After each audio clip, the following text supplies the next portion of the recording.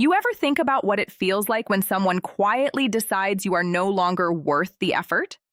It does not come with shouting or dramatic fights. It comes like quiet, not even real silence at first, just a phone that rings less and less until it stops completely. A message that stays unread, a side of the bed that slowly turns cold, so long that you forget what warmth used to feel like there. My name is Mark Holland. I am 35 years old. About a year and a half ago, I was lying on an old mattress in my grandmother's ranch house outside Bozeman, Montana, burning with a fever of 103.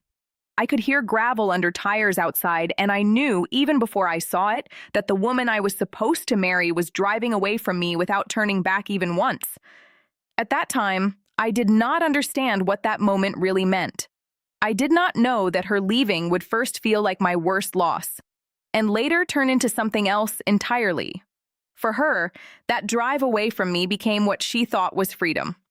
For nearly a year, it was the best decision she believed she ever made. But life has a strange way of circling back, because after that, it slowly became the biggest mistake she ever lived through. But I am getting ahead of myself. Stories never really work when you jump to the end first, so I need to go back. I grew up on that ranch. 40 acres of land, old fences, open grass, and weather that never cared what you planned. It sat about 20 minutes outside Bozeman, Montana, far enough that the city lights disappeared, and all you saw at night was sky and stars. My family had lived there for decades. My dad, Tom Holland, worked cattle on that land with my grandmother, Ruth Holland. She had owned the ranch since 1968, long before I was even born. My mother, Susan Holland, handled everything else. She did the books, made vet calls, drove into town for supplies, and still somehow found time to cook, clean, and even prepare jars of preserves every fall as if we were preparing for a long winter that might never end. I was an only child. In a ranch family, that kind of childhood looks different. People think spoiled means getting things easily. On a ranch, it means you are always working. There is no free time, but there is always purpose. I had parents who loved the land and loved me in the same steady way. I learned how to drive a tractor before I ever sat behind a car wheel. I learned how to help deliver a calf before I learned how to properly ask a girl to a school dance. That was just life out there. Simple, hard, and real. When I finished high school in 2009, I had a decision that every kid from that area eventually faces. Stay and help run the ranch, or leave and see what the rest of the world looks like. I chose to leave. It was not because I disliked the ranch. I loved it more than I could admit back then. But I wanted something of my own. I did not want to just be known as Tom and Susan Holland's son forever. I wanted to prove I could build a life outside of it. So I went to Colorado State University. I studied business. After graduating, I took a job in Denver with a logistics company, working in supply chain analysis. It was a decent job, good pay, a busy city, and most importantly, it gave me distance from home. That distance was about 9 hours of driving. It does not sound like much when you say it quickly, but it feels very different when you are the one driving it twice a year for holidays, watching the road stretch endlessly in front of you. My parents were proud of me. My dad used to call every Sunday evening without fail. He would always ask the same questions. How is work? Are you eating properly? Are you sleeping enough? And every call would end the same way too. Land is not going anywhere, Mark. Come back when you are ready. I always told him I would. I meant it every time. I just thought I had more time than I really did. Then came October of 2015. My parents had taken a road trip down through Idaho to visit my mother's sister in Twin Falls. They had done that same trip many times before. Nothing unusual, nothing risky, just another drive they could probably do with their eyes closed. On the way back, everything changed in a single moment. On Highway 20, just outside Idaho Falls, an oncoming truck driver fell asleep and drifted across the center line. The crash killed my parents instantly. I was at my desk in Denver when I got the call from a sheriff's deputy I had never met before. I still remember how calm his voice was, like he had done this too many times to let emotion show. He told me both my parents were gone. There is no poetic way to describe what that does to a person. It does not feel real. It feels like your brain refuses to accept the words, even when you hear them clearly. I drove back to Bozeman that same night. I do not even remember stopping. I just remember the road, the headlights, and pushing the speed limit on every highway I hit. I-25, I-90. All of it disappeared into one long stretch of movement. When I finally arrived, I was not coming home. I was coming back to help my grandmother bury her only son. My grandmother, Ruth, was 78 years old at the time. She had just lost her child. I watched her go through something I would not wish on anyone. A woman who had survived so much in her life suddenly looked smaller than I had ever seen her. Ruth had buried a husband years earlier. She had survived droughts that nearly destroyed everything they owned.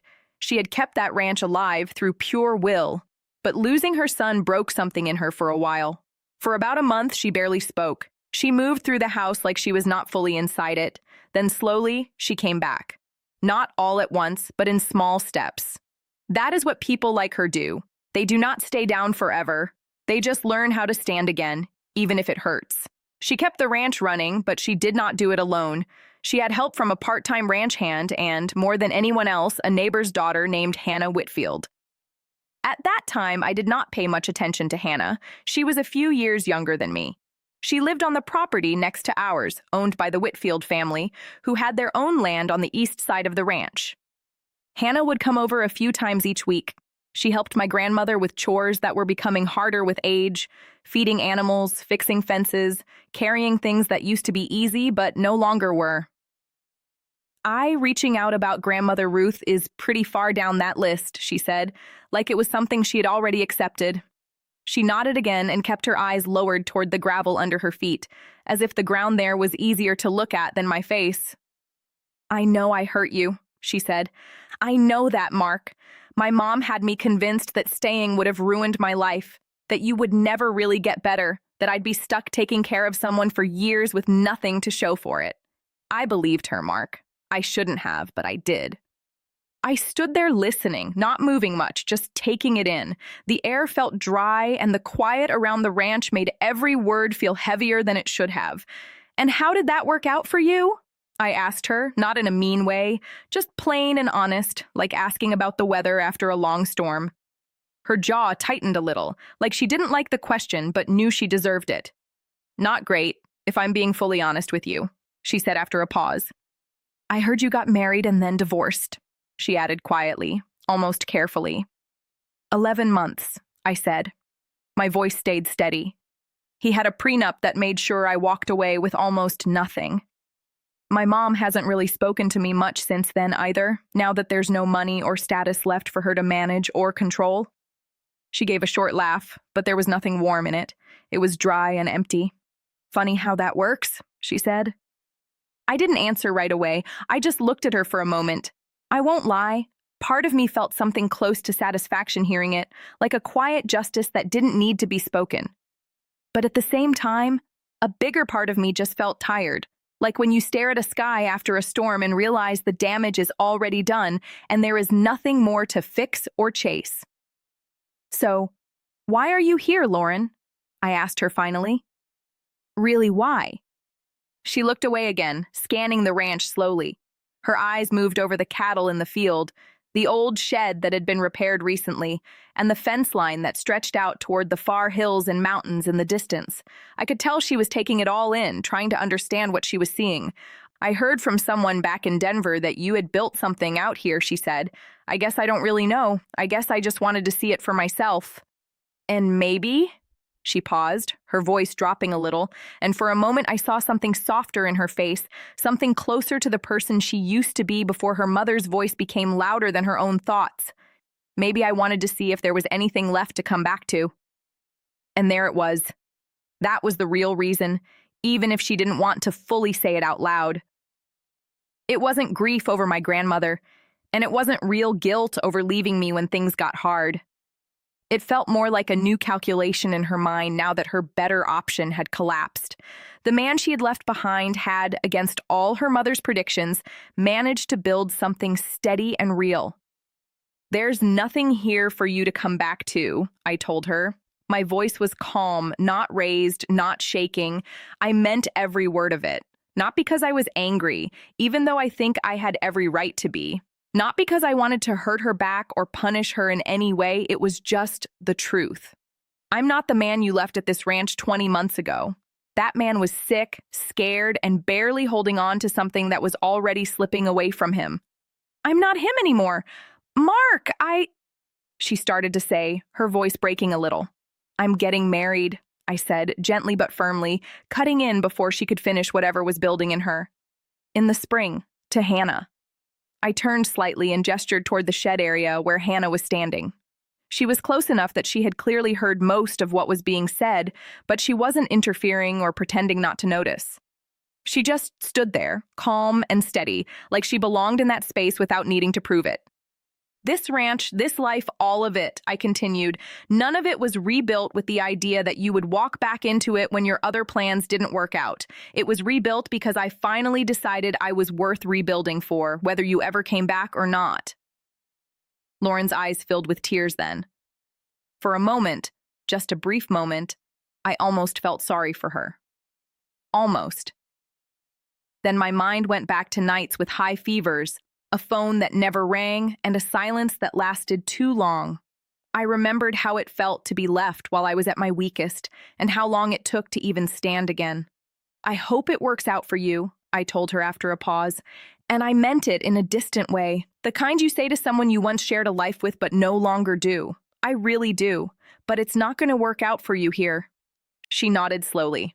She wiped her eyes with the back of her hand, trying to hold herself together without making a scene. She didn't argue, didn't try to convince me, didn't ask for another chance. Maybe somewhere inside, she already knew what this drive-up would end like. She turned and walked back to her rental car without saying anything else. The gravel crunched under her steps, the same sound it had made when she arrived. I watched as she got in, closed the door, and sat there for a moment before starting the engine. Then she drove back down the same long gravel road she had come up on 20 months earlier, the road that once carried her away from a sick man who had been left behind to either break completely or somehow survive. This time, I wasn't the one being left behind. I stood there on my own land, looking out at what we had built, watching her car get smaller until it disappeared past the fence line. It didn't feel loud or dramatic. It just felt final. Hannah walked over after the car was gone.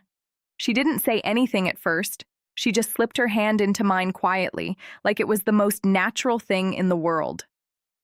We stood there together for a while, looking out at the cattle moving slowly through the field, at the mountains in the distance, at everything that had been rebuilt piece by piece over time.